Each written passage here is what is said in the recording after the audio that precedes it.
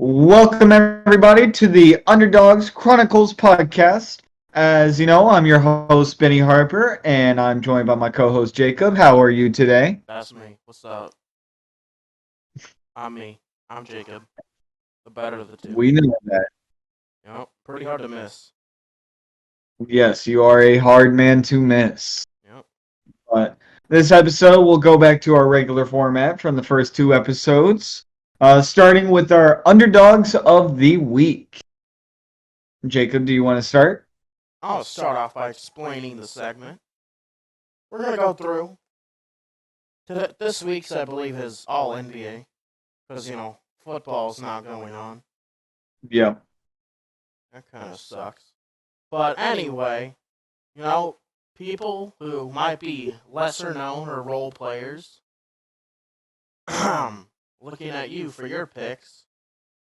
Anyway, but yeah, it's lesser known players that had an outstanding performance or had a stretch of outstanding performances.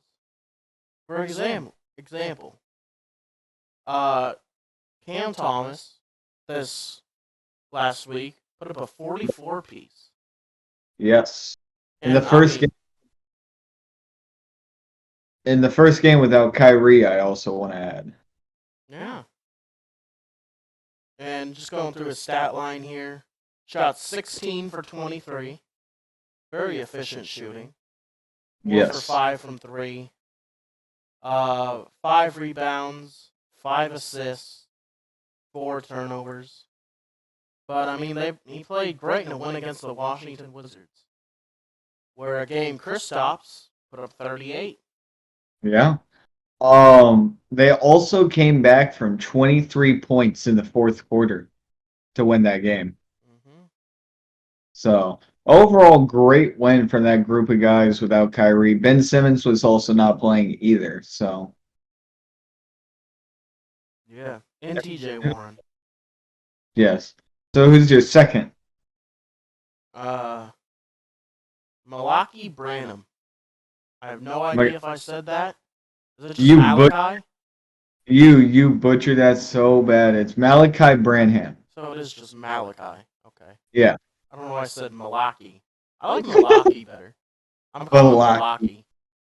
That's like that Key and Peele sketch where they Balake. Balake be Hey, present. Aaron. Aaron. But But yeah. So Malaki Branham. He's averaging 8 points per game this season, yeah. and in his last two outings, in only one of the games he was starting, he put up 26 points. And no, he's averaging 8 points per game. And in the Yeah. game before that, he put up 22. He That's more than doubled his points per game in the last two. also former Ohio State Buckeye alum and rookie of this year's draft. He's I've been waiting for him. He's been silently improving. I've watched his stat lines just fill up a little bit more. He's taking more and more shots. So it's nice to see him get two 20-point games in a row. That also means that they're giving him a little bit more playing time too. Yeah. So Um, heading into my two, as he kind of alluded to, these aren't role players by any means. I'm gonna get into it. Mm. My first one's LaMelo Ball. Okay, LaMelo Ball's gonna be an underdog this year because he's injured. It's the first year he's truly dealt with injuries from start all the way to All Star break now, and he hasn't had a 30-point game in a while. But the other night, he had a 33-point game with 8 rebounds, 6 assists, 4 steals on a little bit above 50% shooting on 13 for 24. So, overall, great night. It was great to see him. He was looking like he was back in form to his old self after dealing with these ankle problems on his right ankle. And then heading into my second one, I got D'Angelo Russell. He's kind of been, ever since he's joined the Timberwolves, he's been slowly declining. And he has Yep. these games every now and then. And the other night, he had another one of these games. He had 29 points, 1 point shy of a 30-point, but with 10 rebounds, which is very wild for D'Angelo Russell. with 6 assists, 2 steals, 1 block on just a little bit below 50% with about 48% from the field. So Yeah, just an overall great great game. performance. Yeah. So And that'll go ahead and lead us into our next segment, Stat Collectors of the Week. And we got yes, sir. some returning faces because Yeah, of course. they just keep They have dominating. yes, they have been turning up in this last month. So All right, so I'm gonna start us off. Giannis Antetokounmpo. The Antetokounmpo. other night he had a crazy game in which the Miami Bucks scored The, 106 points in hold on, total. pause. Did you just say the Miami Bucks? Did I? You just slipped up and said the Miami Bucks, my friend. I don't really care. The Milwaukee Bucks scored a total of 106 points. Giannis put up 54 of those. And he had 19 rebounds and 2 assists. He Crazy had game. close to double their point, or half of their points. That's insane, man. Giannis is definitely different. His height helps him, but the difference between Giannis and everyone can say that, he doesn't have skill because of his height. And I get the argument, but there's a lot of skill in knowing how to use your height. Because I've always known the guys that are tall like that are also some of the most unathletic guys on this planet. Yeah. But he is a freak of nature, the way he just dashes into the paint however he chooses. Yeah. And I hate when people bring up that he's running dunk because we all He's got remembered when he came out of the draft how he looked yeah. and the amount of work that he put in to reach the point he's at now. He's worked his ass off to get to the point he's I at right mean, now. bro was more flesh and bones than Chet I get Holmgren when he came out. I get the point, like when James Harden mentioned in that interview where it's like it's more skillful for him to put up 50 points than Giannis. I get that, okay? Because basketball, no matter how much you don't want to believe a big part of basketball is height, a height plays a big factor in basketball. Is it more So, skillful? Because James Harden takes a lot of 3-point shots. yes, but it depends on what you call skillful, you know? Is dashing the paint, gliding, using your body to get into the lane skillful? Or is using dribble moves to create effective space to get an effective shot off every time And traveling. skillful? Maybe not him was a great example, but like think of Curry. It's skillful how he shoots a 3-point. Yeah, but Curry does so much off ball with running around That's a to where skill. he, yeah, to where he So gets open. I guess it's a little bit objective, because it just depends on what you define as skillful. I mean, if he's in the NBA, 2-time MVP, he's not unskilled. No, he's not. He's just mastered his craft. He knows what he's good at. And he's slowly been developing his jump shot. Yeah. We'll see if we ever get there. And then, I mean, just another thing. Giannis is crazy. And that'll Yes. bring us to my next candidate, Yeah. which no surprise is Jokic. Jokic against the Pelicans, I think on Monday, he put up Okay. a crazy stat line of scoring 26 points, 18 rebounds, 15 assists, 1 steal, and 1 block. So this And man had. just to say, he could have scored a lot more because he shot 10 for 14.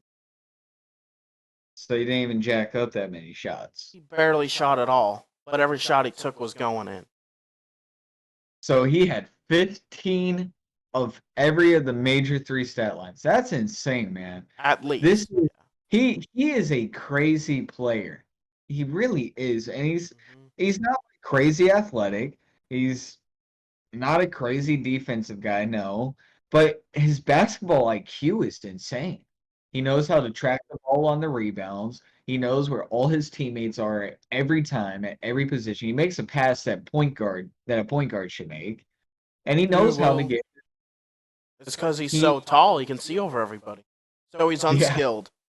it is a factor, and but and he knows how to score the ball effectively on all three levels. Hmm. He knows when to take his three pointers.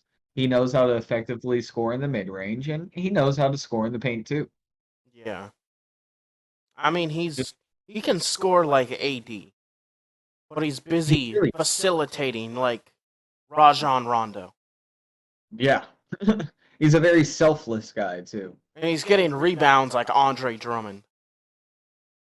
Guy's a monster, but he Yeah. defends like Trey Young as So a center. speaking of That's a terrible. Anthony, speaking of Anthony Davis, the Brow. He had a great game yesterday, and it was against. Give me a second here. It was against the Pelicans, and in this game, Anthony Davis finished with 34 points, 14 rebounds, 3 assists, 1 steal, 2 blocks. He was an overall defensive facilitator, and he scored a lot of points. It's always I love a good Anthony Davis game. He can really take over when he chooses to. Um, he's kind of toned down in that sense ever since joining the Lakers. I remember Pelicans Anthony Davis was just different. He knew how to score and he was always the main scorer. So it was fun to see. But and Teacher, can I heading say something? yes. The Jokic game was also against the Pelicans. Dang, The Pelicans having Pelicans can't defend centers. a they're That's missing what we Zion. come to. Zion, That washed. He's not playing, though. exactly. They're missing He's Zion. washed, even though he's not playing. And heading into my second one, we got another returner here. No surprise. Damian Lillard having a great night the other night. He had 42 points, 10 assists, 8 rebounds, and 1 block in this game. Just overall phenomenal game. Give me 1 second. I'll pull it up. I can't exactly remember what night it was against. It was it was this Wednesday and it was against the Grizzlies. So overall great game. They won by 10. And he shot a very efficient 50%, 11 from 22 from field. He was just under 50% from the three-point line, shooting 5 for 13. So he predominantly shot a lot of three-pointers in this game. But he went 15 for 16 from the not the 3 points, sorry, from the free throw line. Mm. So just a very efficient game all around. And just to mention, with the Grizzlies, they just recently lost to my Raptors. I believe they are. Let's see here. They are eight. They have 8 losses in their last 10. They have 8 losses. That is a bad stretch for the Grizzlies there. Yeah, they are. They're having a rough stretch right now. It's all right to have a rush stretch at this point in the season, but after All-Star break, you just really want to turn up and be playing your best basketball. So, Yeah, and they're just coming off like a 10-game win streak too, so they can afford yeah. So it's all right now, but if it keeps stretching after All-Star break and you got some streaks like that, it's not a good look. it. Yeah, and they're losing to solid teams. Like, let's go Yeah, through their last 10. They beat the Cavaliers. That's a good win. that They is a lost to good the one. Lakers. Not a great loss. But I think that game was a LeBron masterclass, if I believe. And then they lost to Yeah. the Suns without Devin Booker. That's just Um, not a great look. Lost to the that's not Kings by 30. Kings are a wow. good team. Lost to the Warriors by 2. Lost to That's the okay. Timberwolves. Beat Not the a great look. Pacers. I believe this was Halliburton's return game, but they beat him. Lost to the Yeah. Blazers. Another solid team. and then lost to the Cavaliers, and then lost to the Raptors. Could this You be know a this. sign of panic for the Memphis Grizzlies? Or is I this would. just jitters because Ja and Dylan Brooks are out right now? I wouldn't say it's panic necessarily. I only see two bad losses in there, and that's the Lakers. Because the Lakers just they aren't looking great. LeBron's looking good, and AD are looking good, but they got no one around them that are stepping up. Um, but and Okay, then quick on the Lakers game. This Lakers game was actually a Westbrook game. He had 29 points. And almost, and they had like one, two, three, four, five. They had six players in double figures. okay, so they had So a good game. it was a good game for the Lakers. They really just shut me up right there, didn't they? Yeah. Hey, But I shout mean, out they to don't play like that very often. no, they don't. So, and the fact that you let the roster like that do that to you is alarming. But if you're missing Jaw, that's your main facilitator right there. That's your Yeah. lifeline. But so, and going off from our stat collectors now, we'll be heading to our NFL topics of the week. We got quite a few different things to talk about today. So we'll start off with quarterback for the Packers, Aaron Rodgers. Maybe not for the Packers for Who knows? long, who knows? But he wins the Pro-Am golf tournament at Pebble Beach. So good for him. I didn't really watch it. Maybe you did, so you can fill I me in did. a little. I Okay. mean, I'm not gonna lie. Here. He was playing with a. I mean, he had a 10 handicap, which if you don't know golf is pretty good. I Yeah. mean, and he didn't play golf since the start of training camp in spring. And yeah, he was playing good golf. It wasn't like he was getting carried or anything. I mean, he was cooking out there. He made good The shots. the one thing that I saw from this golf tournament, there's actually two things. Right away, Rodgers shut down any San Francisco rumors. San Francisco fan tries to recruit Rodgers while he's lining up for a shot, and he goes, "No way, I'm going to Frisco." Yeah. Uh, And then he said later that the fans that were trying to recruit him the most were the Raiders. oh yeah, If you're the Packers, are you maybe thinking about Aaron Rodgers for Derek Carr and some draft compensation, maybe? I think I think the Packers. Here's what they should do. Okay, if they're gonna trade Aaron Rodgers, you trade Aaron Rodgers, you get draft picks, and you finally give Jordan Love his chance. I agree. You don't go and just flip him for Derek Carr. You would wait till the Raiders get rid of Derek Carr, right? And then when the Raiders are the most desperate for quarterback, put Aaron Rodgers on the board. Yeah. And then you get as Uh, many draft picks as you can, right? mhm. And then maybe throw in some filler players for cap. Yeah, You know, maybe like a third string tight end type player. yeah, And then you know, just something about Jordan Love when on the Eagles game when Tom Brady went out. yeah. He He looked was good. playing good football. He really was. And he's been sitting out. What people got to remember in recent history, the first or second overall quarterback has never really been the best quarterbacks out of the draft. Okay, Joe Burrow's an exception. There and Kyler Murray is kind of an exception, but it's not looking great now on his second contract here. I'm forgetting Um, somebody. Trevor Lawrence is also looking good, but then you see guys like Jared Goff. He's having a resurgence though. But then Carson Wentz. I mean, there's a long list of these guys that's been taken top tier. Jared Goff That is Walmart CJ Stroud. Changed my mind. yeah, kinda yeah. But you actually I like that.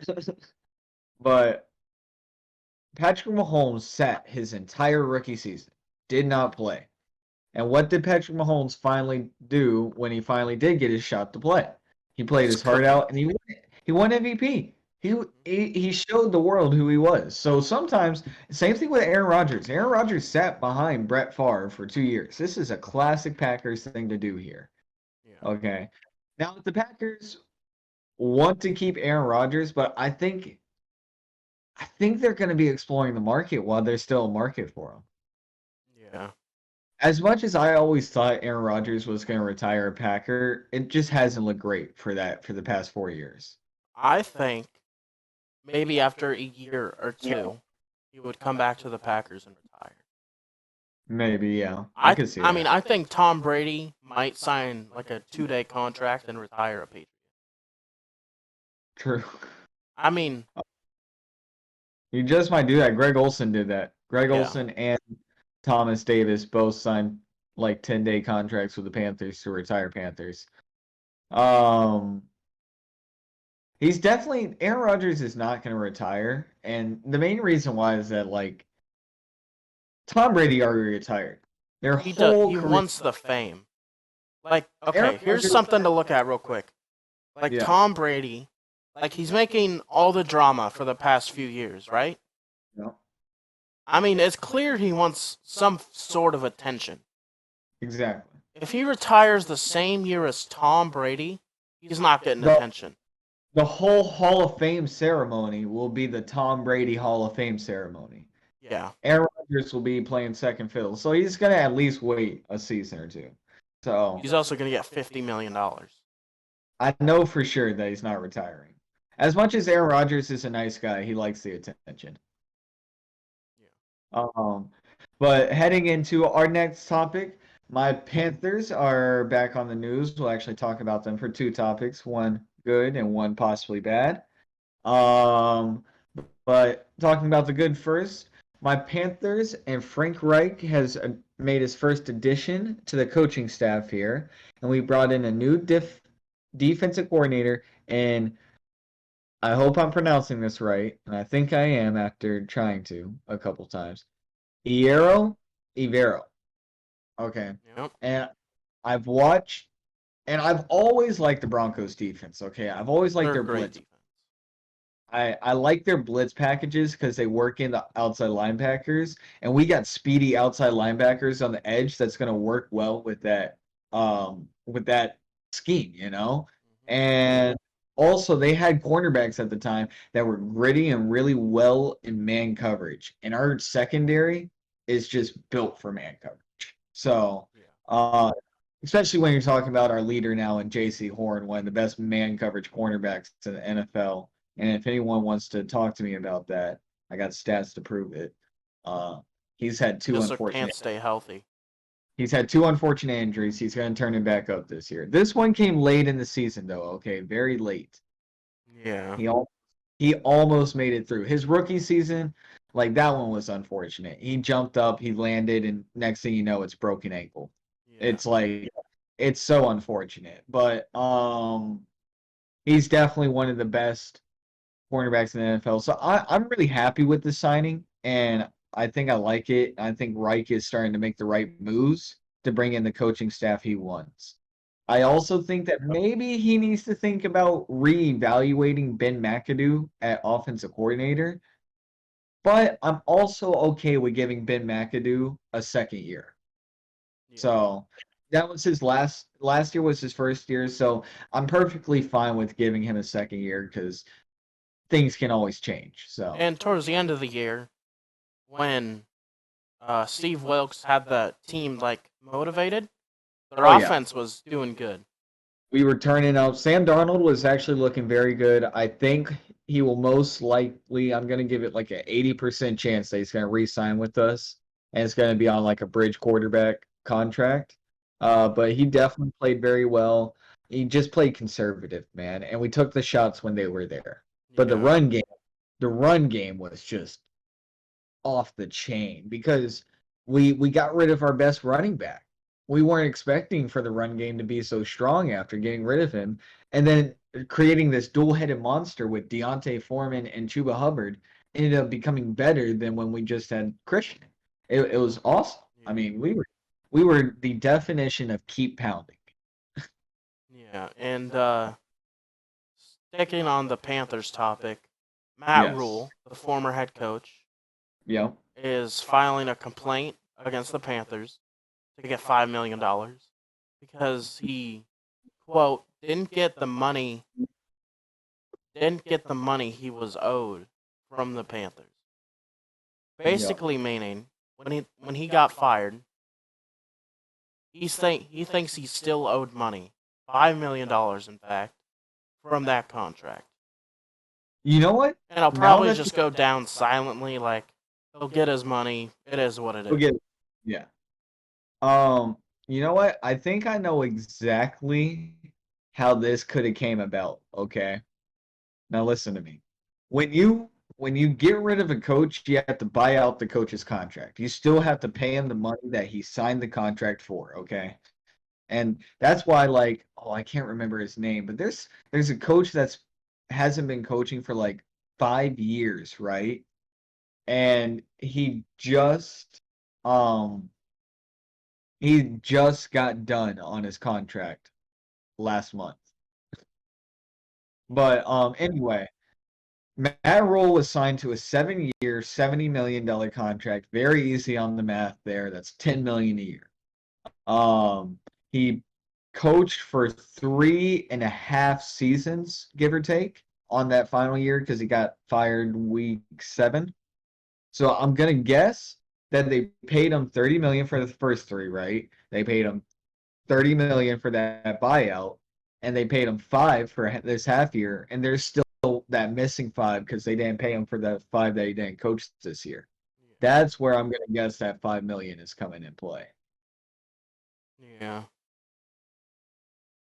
So just to give some in depths of like how that all works, with the buying out of coaches. When they sign that contract, you're guaranteed to pay them the amount that you signed them to. So Yeah. I even at the time thought it was a pretty wild contract to give a first time NFL coach. Yeah. And But what? Oh, and going to our next topic, sticking on the coaches, the yes, Raiders add former Commanders offensive coordinator Scott Turner to the staff. Now, we're both not Commanders fans. We don't know very much about them, but we do know that they suck. offense needs to use Terry McLaurin more. Yeah, they didn't know how to use their star receiver. They, for some reason, didn't want to try to get a quarterback. Yeah. They lacked to run the ball more with Brian Robinson and Antonio Gibson as a dual back. Um, their ownership is rather horrible. I know that has nothing to do with the topic. I just had to throw that in there. I don't know. It's an interesting signing. And I think for a team where the fans are screaming for you to sign a head coach, this is not the signing to follow up with. Yeah. And So, this guy's made Taylor Heineke look good, yeah, so he could be a great offensive coordinator. he could. Yeah. Maybe I'm missing the mark here, but as I know the Commanders' offense, there's a lot of questions about it and how Yeah. it's Their being run. defense is what got them in the playoff race. Oh yeah, for sure that year. I hope Chase Young comes back and has a better year. It's funny how it works out because like Nick Bosa came into the league, had a good year, won defensive rookie year, tore his ACL, and then next year started balling out. Chase Young comes into the league, balls out his rookie year, wins defensive rookie year, second year, tears his ACL. It's like, damn, we really just Yeah. hit the copy paste button here. Yeah. But heading on to our next one, we got another coach.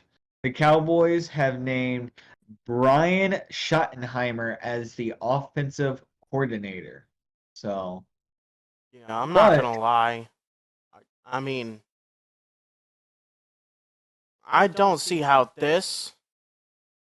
I mean, I mean, I just want to say one thing. He was the passing coordinator for the Jacksonville Jaguars under Urban Meyer. Okay. So obviously he's bad. Yeah. I'm joking. I'm joking. But I mean, he spent last season as a consultant with the Cowboys, so he's Okay. familiar with the personnel. He's Uh, been in the building. Here's where it is though. He's really there just to provide a scheme, right? Because Mike McCarthy got named as the offensive play caller for next year. yeah, So it's not like he's coming in here to call the offense either. He's there to just like work out with the offense and provide a scheme, so say. yeah. Um, but it is important to note. Let's see, do we got any more coaching things to talk about here? Yes. One more here. We got Todd Grantham is the was the top candidate for Alabama's defensive coordinator position, but he has actually joined the Saints. Yeah, he's staying as an assistant defensive coordinator. He Yeah. turned down Alabama's coordinator position to stay with the Saints, and he doesn't have a high up position like defensive coordinator. He's an assistant coordinator. Yeah. That's interesting. You gotta like love the situation you're in. You gotta love the team that's in front of you, and you gotta think there's opportunity there to move up if you're staying. But Mm-hmm. um, so anyway, heading into our non-coaching topics here, we'll start with Miles Garrett is injured and his toe is dislocated. It's Yeah, in actually the rather Pro Bowl game today, he yeah. was limping off the field. It was a scary sight to see if you're a Browns fan. Oh yeah. And Which I a mean, lot hope of he's okay. Uh, yeah. I don't know the recovery time for a dislocated toe, I, if but I had to guess, probably like 2 to 3 weeks would be my rough estimate. yeah, but it is what it is. Yeah. Hope he gets healthy, He and gets he dislocates his toe in a flag football game. That's just the which funniest was part. completely boring, by the way. I started watching in the second half of it, and I think I tuned out after 10 minutes. The field was like 60 yards. It was just dumb. It was deep pass every single play. I don't know. There was just nothing to it. Yeah. I like the skill challenges this year, I have to say. I did watch the skill challenges. But the Pro Bowl, nope. Could not do. Okay, so there's X-rays on his toe. Uh, they came back negative for any major injury. So it'll Yeah. probably just be like, I don't know, 2, 3 weeks, as you said. I mean, it's good to know that there's no major injury, like no bone, like Yeah. unhealable. Might have to get surgery on it, just a dislocation. Yeah. I Just mean, I don't want to say it's good, but it's good how it is. yeah. It's not too serious. Yeah. Anyway, you want to lead us into our next topic here? Yeah. The Raiders, no surprises here, are letting Derek Carr have granted Derek Carr permission to speak with teams that have Okay. already agreed to give compensation for Derek Carr. So basically, he was allowed to talk to teams that want to trade for him, if that Yeah. makes sense. If anyone didn't know, of course, starting right at the start of the playoffs when the Raiders didn't make it, they said that they were going to be shopping around Derek Carr. So obviously, at this point, they've gotten their list of teams. They've given them a call back, said, "Hey, we have interest in him." And now they're Yeah. going to let Derek Carr go have a meeting with every team and choose the position he wants to go into, which I think is very respectable for the organization to do It's because that like puts what the Texans did with Deshaun Watson last yeah, and it's respectable. You let him decide instead of just being like, "Hey, we'll just take the best one we get." Hey, But you're a Jet now. Have fun. yeah, so it's nice to see that it seems they're kind of leaving on better terms and not really leaving on sour terms. Yeah. But anytime you're losing your job, you're leaving a little bit angry. Yeah. But and heading into our last NFL topic of the day, inspired by the unfortunate injury at the end of the season in the Bills Bengals game, with DeMar Hamlin collapsing on the field. There was open CPR training offered at the Super Bowl this year. There is, not was, there is. But so Yeah. before before the game or at halftime and all that, you can just go learn how to perform CPR because you never know when you're in a situation where you might need to apply it, and it's better to know. So. Yeah. And same thing with like the Heimlich. I mean, you think it's silly, but like 6 years ago, we were in a restaurant, and right next to us, an old woman just started choking. I mean, it happens. And my dad Yeah. got up and he performed the Heimlich, saved her life. But it's just nice to know, and it's cool to see that the NFL is offering that this year. So Yeah. And I think that should be something like kind of in the essence of something they should do every year. Like, yeah, what if next year they teach someone the Heimlich maneuver, or yeah, something along those lines? Use the Super Bowl, one of the biggest venue in the United States, probably, and one of the biggest sports venues in the world, minus for sure. World Cup and Olympics and stuff. I mean, if they promote like how to save someone's life, Yeah, that'd be a good PR tactic too. it This is a really would. good PR tactic. It promotes a positive image for the NFL. Yeah. And So that'll be it for the NFL topics.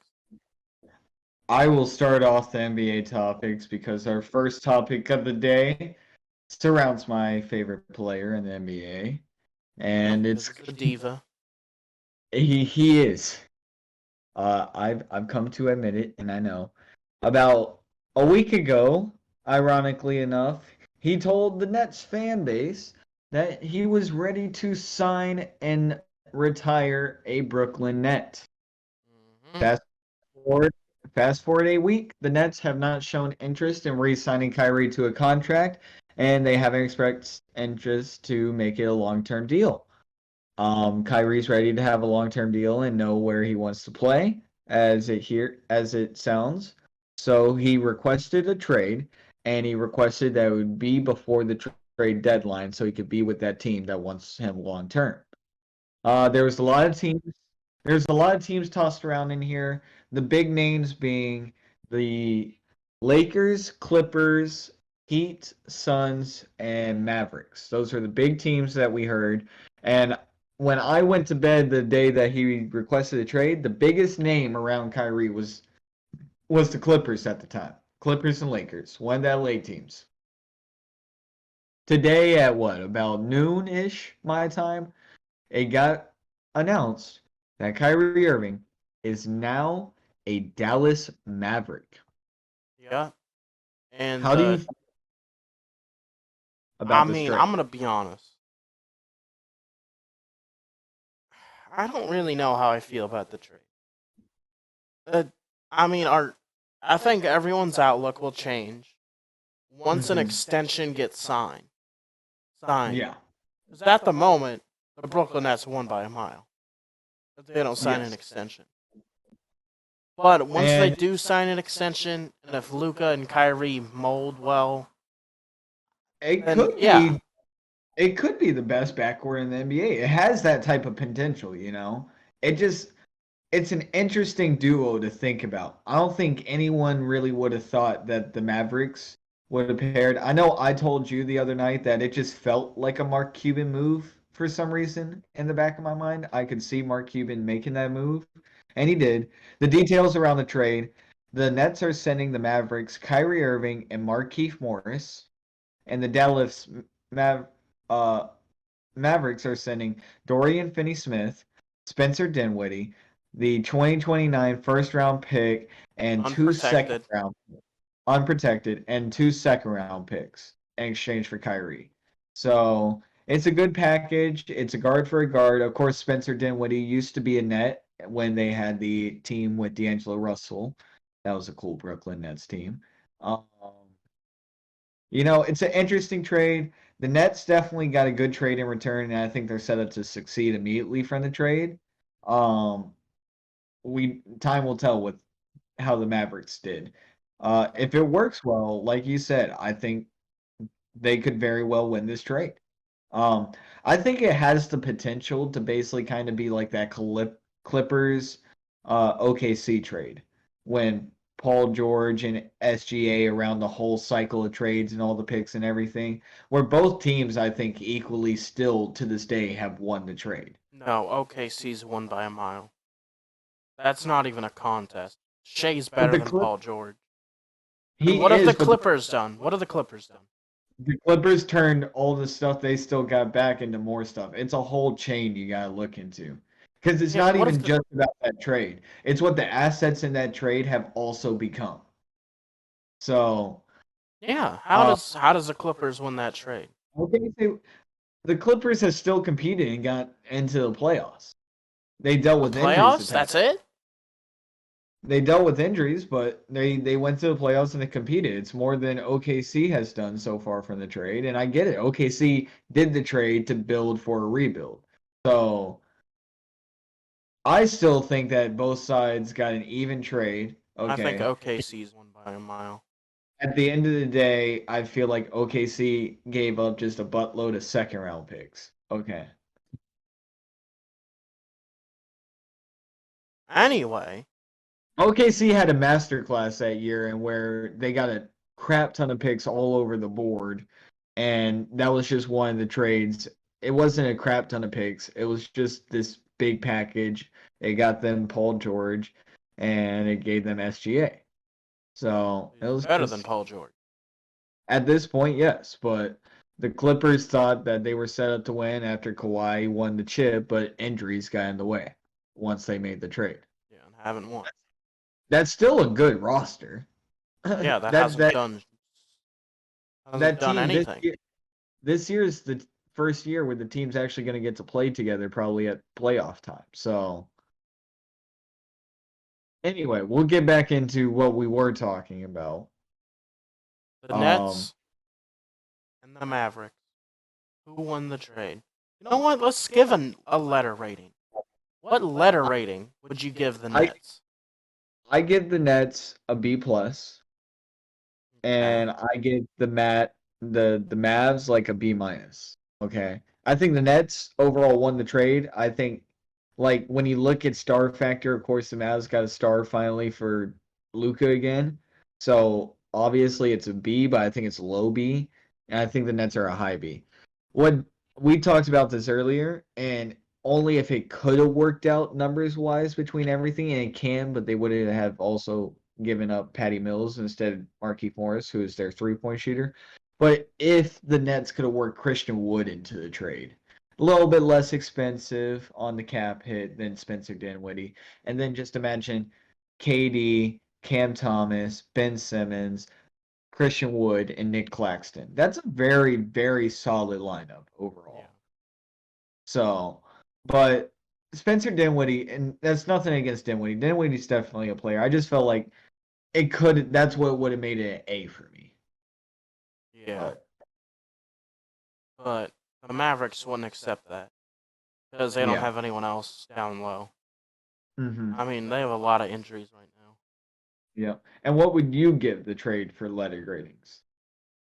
For the Mavericks at the moment, a C minus Okay. because I hate trading picks 7 years, 6 years in the future.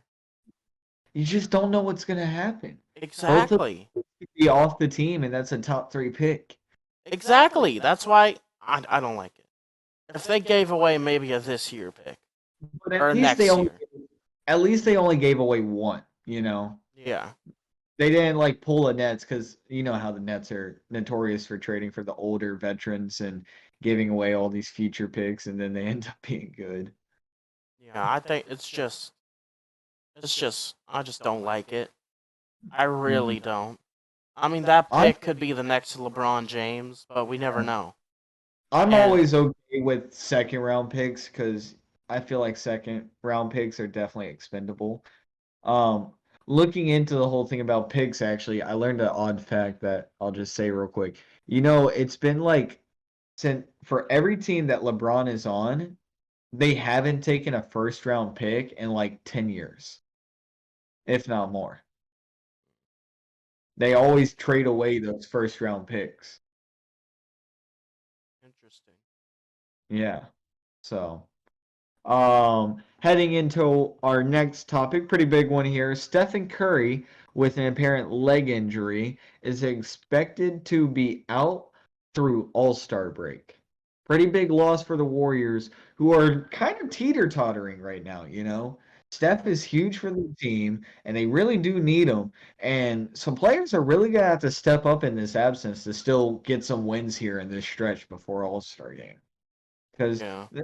right now for the Warriors, every win matters. Yeah. So, um, do you have you received any updates on what the leg injury could possibly be? Let me check real quick. Let's see here. Okay. Uh, Steph Curry has partial tears, which is never a good sign, to the superior tibial ligaments and the iterosis membrane. God, those words. But ow, that just ow. Yeah, I have no idea what that means. But Well, we Kerr had a. Let me let you listen to this Kerr quote real quick. Steve Kerr. yeah, I didn't know those okay. ligaments existed. That's a quote. That's a quote right there. Yeah. But heading into our next topic, let me tell you, the NBA script writers recently with this last week's script, they were working overtime here. We had a pair of UFC fight nights this last Mm-hmm. week. First off, starting with the Grizzlies with punch, Brooks. punching, Dylan Brooks punching Donovan Mitchell in the no-no square, and Donovan Mitchell retaliating back. It is supposed that they punched him, but to me, it looked intentional. I don't know what you think. Have you seen the video of the altercation? Yeah. Do you think what Dylan Brooks did was intentional? Uh, I think so. Because like it wasn't like you're rolling over and you're just flopping your arm because your arm doesn't come with that much velocity when it's flopping. It looks like a full-blown hit. And Yeah. Donovan Mitchell showed him why not to do that. But Dylan Brooks received a one-game suspension, if I'm not mistaken. And Uh, Donovan Mitchell got a $20,000 fine, yep. and they were Since both Dylan Brooks, ejected. yes, of that game. And heading And into the next, Mitchell told reporters, "Well, that's just who he is. We've seen it a bunch in this team with him. Him and I have had our personal battles over the years." Quote. And yeah, then another quote, "There's no place for that in the league." yeah, So, I mean, yeah. I mean, he's been it's getting into understandable. altercations. Remember with Shannon Sharp a few weeks Yep, back? a couple weeks ago. That team is just fiery and like has an attitude around them too. That Memphis Grizzlies team. But I mean, I that makes me want to highlight something here. The leader of that team, John Morant. yes, Their team is all divas. And I think it's only a matter of time before. I mean, it feels like if they lose in the playoffs, if they get yeah, swept by, I yeah. don't know, the Thunder, I'd love to see their crying faces on Yeah, social media. that would be funny. They're But they're kind of like what's a yeah, team that's always won but that no one's liked? They're kind of like the Patriots in a way. I was just about to say that. Yeah, like no one likes the Grizzlies unless you're from Memphis Yeah, you're right. or Um, you've gone to the same high school as John Morant. But besides that, why would you like him? heading into our next fight of this last week between Mo Bamba, center for the Magic, and guard for the Nuggets, Austin Rivers.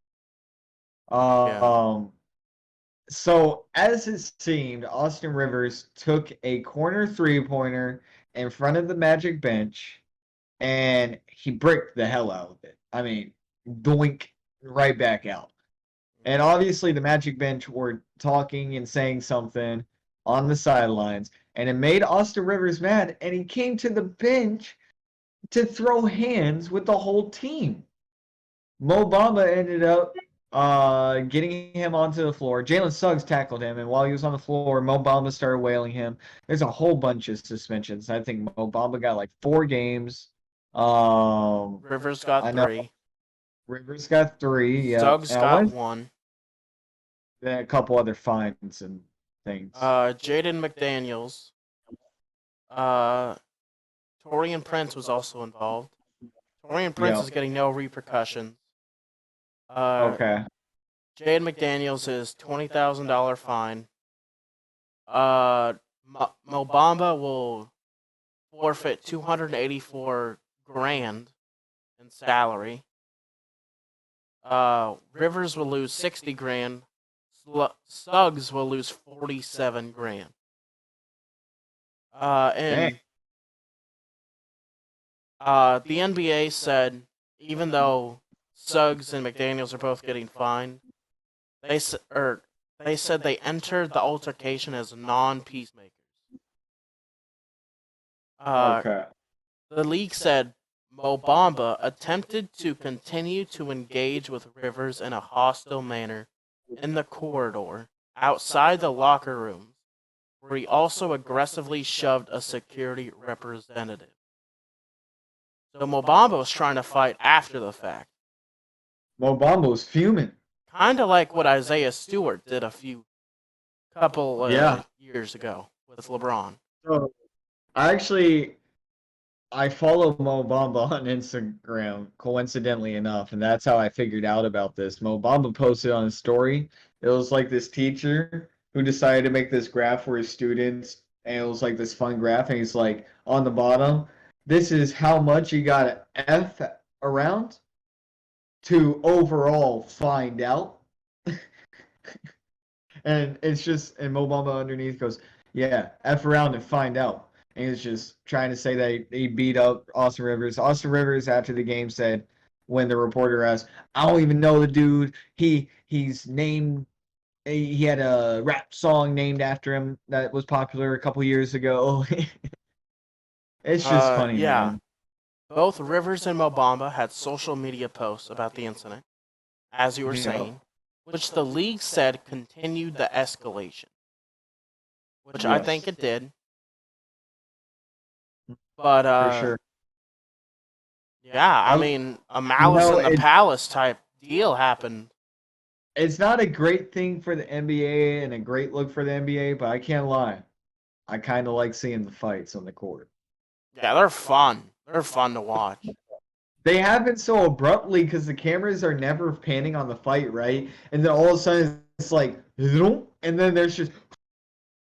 Hmm. But heading into our last and final topic of this episode, we got Sixers outraging that James Harden is not an all-star game sub. And are they right for being outraged? What is your take, Jacob? I mean, I guess you can. I don't think he is. Because there's another name that got snubbed, Trey Young. if you want to say snubbed. But I think and this could be controversial. Drew Holiday is better than both of them. Drew Drew Holiday Holiday is so player. criminally underrated. It's crazy. I mean, yeah, He's James Harden's a household name. If you know NBA, you know James Harden. But of if you know course. NBA, you don't know Drew Holiday. Unless you're in NBA. And if you're in NBA, you know how good Drew Holiday is. And Drew For Holiday sure. is just he's just He's so good always on defense. yeah. He does all the dirty work. He Yeah. scores, he facilitates. He always guards the team's best player. That's a guard. Because if they're not a Yeah. guard, Giannis or Brook Lopez is on him. But Yeah. I mean, he just does He's just so much that's unsung about, and he's yeah. so underrated. He's a He's great at least overall. top 10 point guard in the league. At He's least. averaging 19 points per game right now with 5 rebounds, 7 assists, and 1.5 steals. I mean, he's a great player. He's always tenacious on defense. He's always pressing them right up in their face. Great player. James Harden, I mean, you could say he was snubbed. I mean, like 22 points, 10 assists a game with like 5 rebounds, yes, but he also hasn't played that many games like I think you alluded to. And if you're gonna say 68% of their games. if And if to qualify to be like the points leader in the NBA, you have to play at least 70% of the game. yeah, I think right now he's technically leading in assists, but he's only played 68% of the games. So he can't yeah, qualify for that.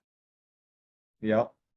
I would say the only player that you could call a snub and that could have been in over Drew Holiday would be Trey Young.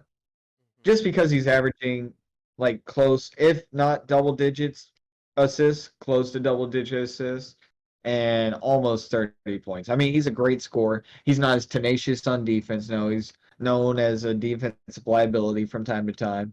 And he And is. um he could have definitely been labeled as an all-star game snub, Yeah. but that will do it for this episode, episode 4, and we appreciate you all for listening and hope you all made it to the end here and that we gave you all the news you need to know to head into this week. So we'll see you again this Friday. As always, we got our Twitter link down below in the description. Also our Discord channel. Y'all can join and ask us questions that you want us to answer on the next episode. We might be doing a live Q&A during the off season for football, who knows? So you can join in and ask the questions there.